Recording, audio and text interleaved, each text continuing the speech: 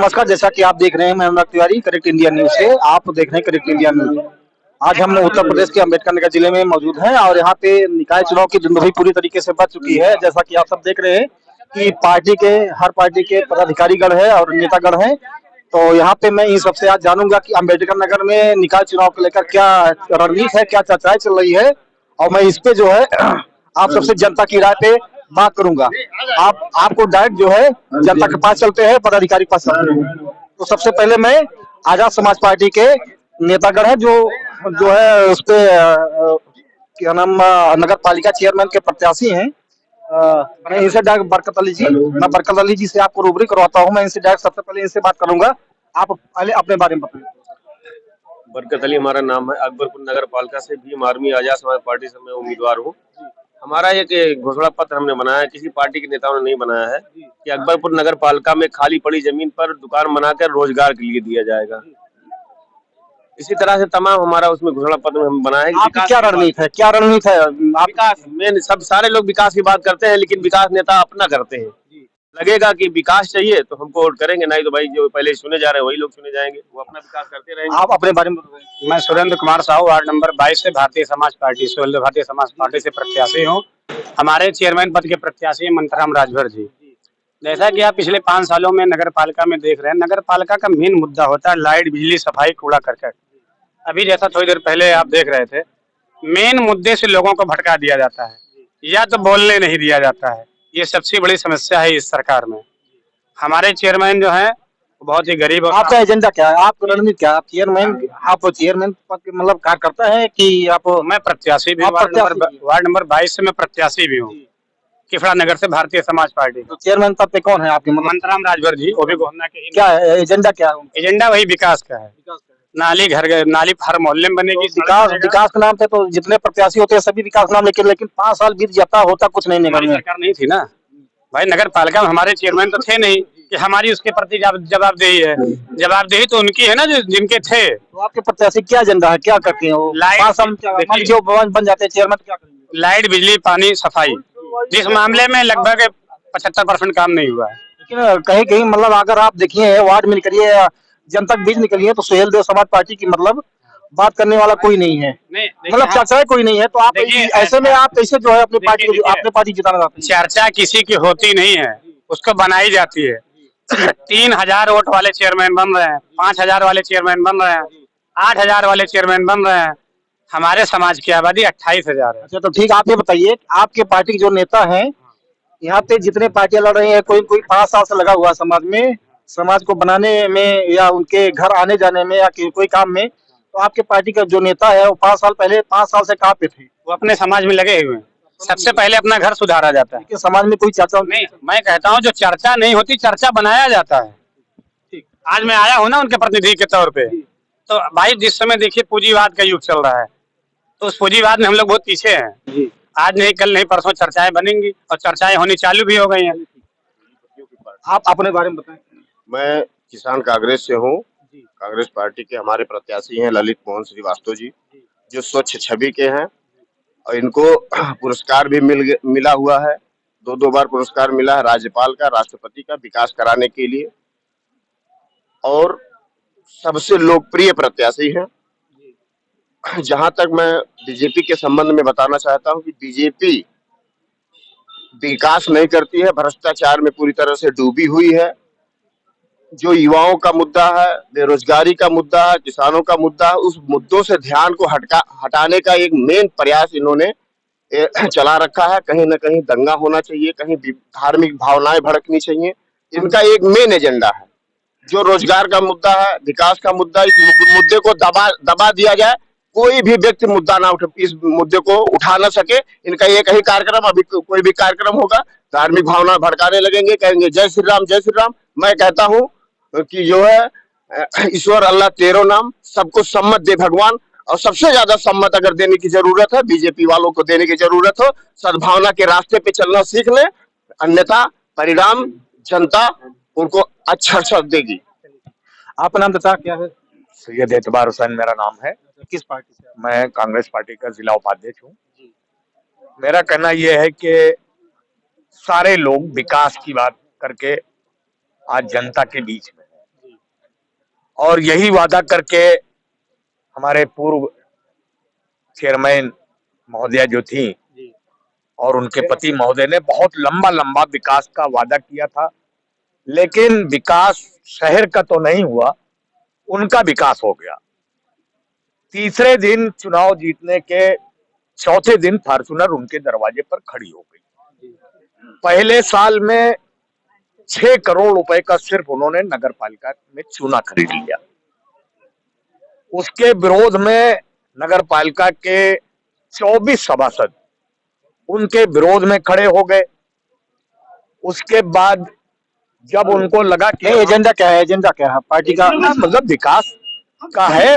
हमारा प्रत्याशी ललित मोहन श्रीवास्तव जो है वो एक अच्छी छवि का आदमी है, कहीं से कोई माफिया का लांछन नहीं उसके ऊपर नहीं है, कहीं उसने किसी की जमीन नहीं कब्जा किया है, और 2-2 मरतबा अपने वार्ड में सभासद रहने के बाद उनको भारत सरकार द्वारा इनाम मिला है और राज्य सरकार द्वारा भी इनाम मिला है।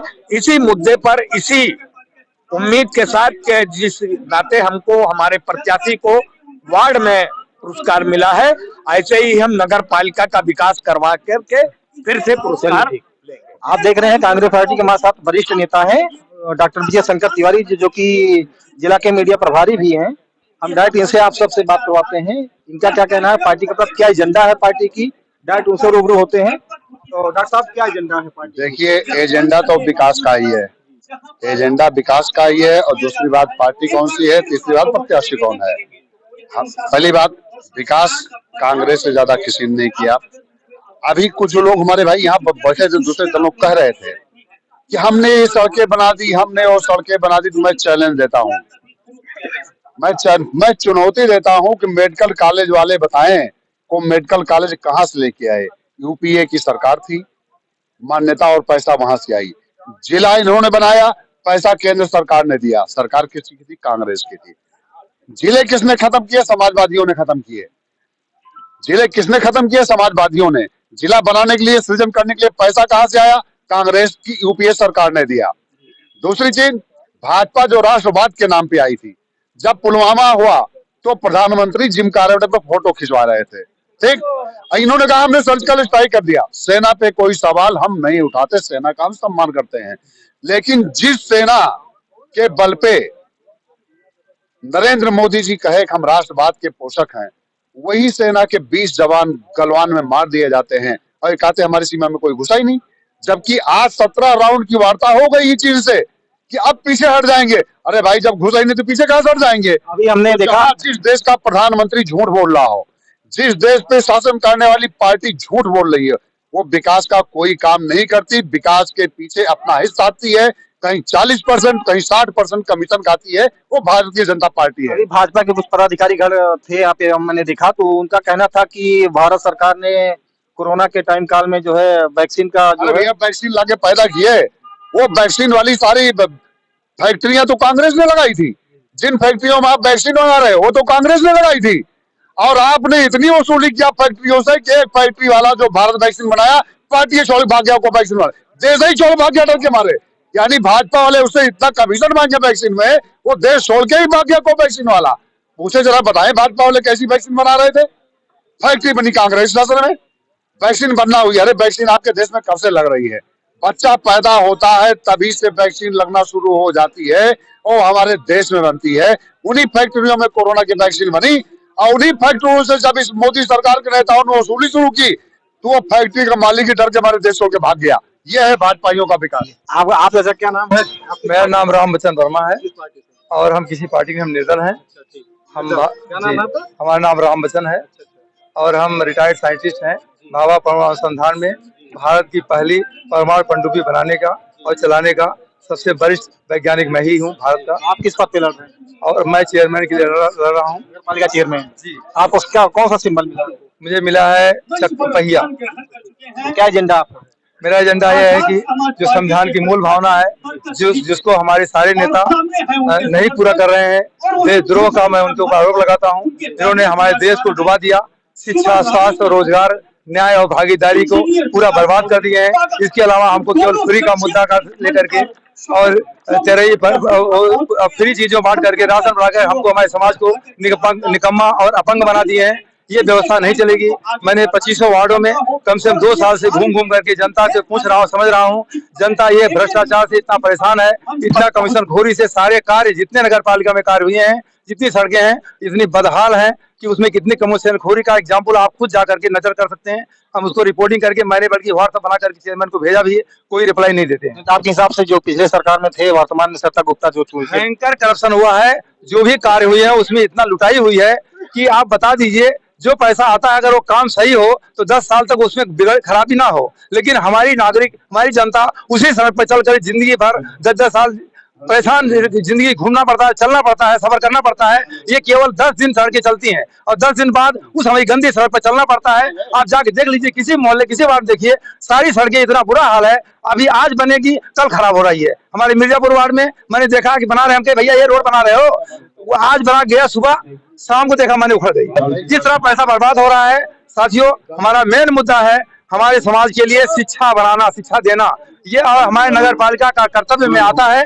हम शिक्षा को दे सकते हैं और हमारा मुद्दा शिक्षा देना है हमारे समाज के हर व्यक्ति को। हम अगर आते हैं तो शिक्षा को एकदम समान, बराबर और मुफ्त सरकारी खर्चे पर उच्च क्वालिटी की, जिससे गरीब और अमीर को एक ही शिक्षा मिले, इस पर हम जोर देंगे और लागू करके दिखाएंगे। हमारा पूरा अनुभव है और मैंने जो विज्ञान का रिसर्च किया है, ये सब आप प्रैक्टिकली दिखा देंगे। हमारे साथ कांग्रेस पार्टी के एक और नेता है, और मैं आपको दिखाना चाहूँगा क्या एजेंडा है उनका, क्या पार्टी की तरफ से ललित मोहन श्रीवास्तव जी खड़े हुए हैं, कार्यकर्ता है, नेता है। ताकि क्या भैया क्या पूछ रहे हैं? ललित मोहन श्रीवास्तव जी चुनाव जीत रहे हैं। 13 तारीख को आप लोगों को बुलाया जाएगा और मिठाई आप लोग को खिलाई जाएगी। ललित श्रीवास्तव जी चुनाव बम्पर वोट से जीत रहे हैं।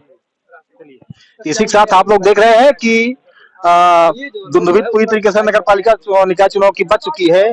कोई सभासद पद पे खड़ा हुआ है, कोई चेयरमैन पद पे, कई पार्टियां हैं, अपनी अपनी सबकी राजनीति है, सबका अपना अपना एजेंडा है और सब अपने अपने एजेंडों को लेकर जो है चुनाव में और लोगों के घर घर पे जाके वोट मांग रहे हैं। तो ऐसे में देखा जाएगा कि आखिर 13 तारीख को किसका पलड़ा भारी होता है और किसका कमजोर होता है, ये जनता के ऊपर तय करता है। हालांकि जनता को लोकतंत्र का जो है मालिक कहा जाता है, लेकिन ऐसे में मालिक सिर्फ जनता 4 दिनों के लिए होती है, बाकी 5 साल के लिए अगर कोई मालिक होता है सिर्फ नेता होते हैं। ऐसे में 13 तारीख को फाइनल रिजल्ट आएगा, फिर आपको दिखाएंगे कि किस तरीके से अकबरपुर नगर पालिका का राजा कौन बना, चेयरमैन कौन बना, ये आपके सामने पूरी तरीके से कंफर्म होगा आने वाले 13 तारीख को। तब तक के लिए आप सबसे जय हिंद, जय भारत, नमस्कार।